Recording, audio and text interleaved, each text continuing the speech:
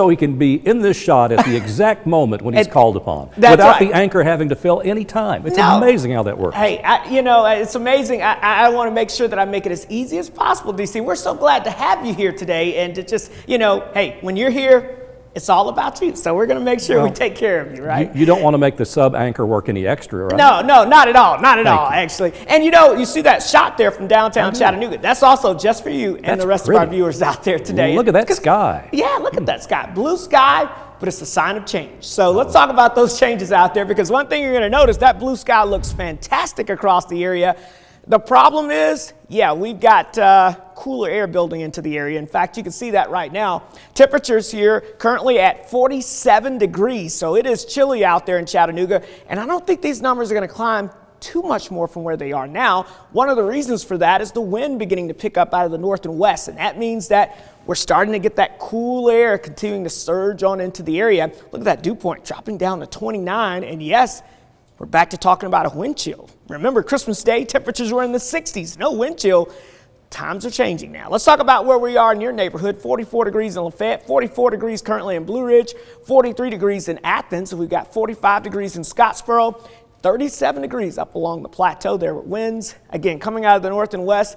Oh, it's starting to feel chilly outside. Let's talk about today's high temperatures. Again, I don't think they're going to move much from where they are now with that wind picking up out of the west and northwest. So we're going to go with highs basically hovering in the upper 40s this afternoon, up along the higher elevations along the plateau and over into the Blue Ridge. It may struggle to meet the low to mid 40s for highs today with a mixture of sun and clouds. Let's talk about what we're seeing on the weather map right now, because we've got some scattered cloud cover out there across the area. But overall, a mixture of clouds and sunshine expected here in the Tennessee Valley. Now, as we expand the view, you can see on the weather map here, we've got some high clouds beginning to push off towards the east. We've got some low clouds beginning to filter in from the north and west. And it's all because of this cutoff upper level low that's over the upper Midwest at this time. It reminds me a lot of a bicycle tire, basically. Think about that. And you can see there are little spokes of energy that kind of rotate counterclockwise around that bicycle tire, right? And so as this moves overhead, it brings us two things. One, it brings us cold air. And number two, it brings us just enough moisture. It helps to squeeze out just enough moisture to maybe produce a little bit of wintry precipitation in the area. And we're going to talk about that here in just a moment. So first, let's talk about the cold air, because you can see it's the leading edge of that now as this thing gets a little closer now. The temperatures in the 30s and 40s here across the Midwest, now pushing down into the Tennessee Valley. So that's step number one.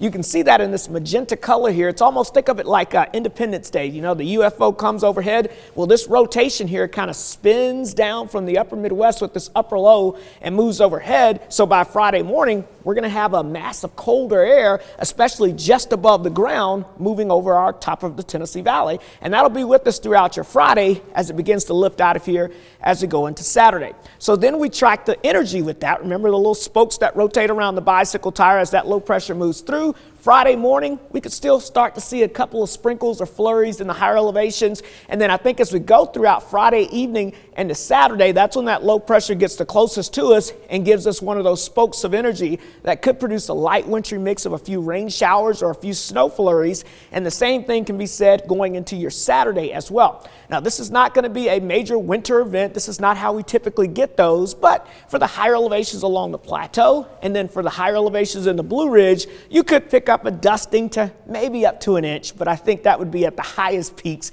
more like a dusting, because this is just not going to have a ton of moisture. So as far as impacts on the roadways to you, it's not going to be a really big deal, but again, we could have some light accumulations on grassy and elevated surfaces there along the plateau and the higher elevations to the east there. That could produce some isolated slick spots, but again, I don't expect a major problem with this.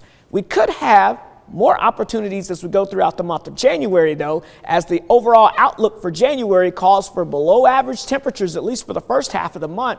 And I think that may continue even into the second half of the month. So all hope is not lost if you don't see a snowflake with this system, but there is a chance. Let's take a look at that Storm Alert 7-day forecast. 49 degrees for your high today. But look at that, DC. We're talking about that chance of that light wintry mix off and on throughout your Friday. No significant impacts expected. It also will be breezy and cooler. And then notice, even on Saturday, a few flurries possible. But New Year's right now looking dry and warm. The last day of 2023, the warmest day over the next 7. And Cedric, I really like that analogy of the spokes on the bicycle wheel Yeah, generating the yeah. weather. Even I can understand that. Okay, yes, okay. That's how I understand it.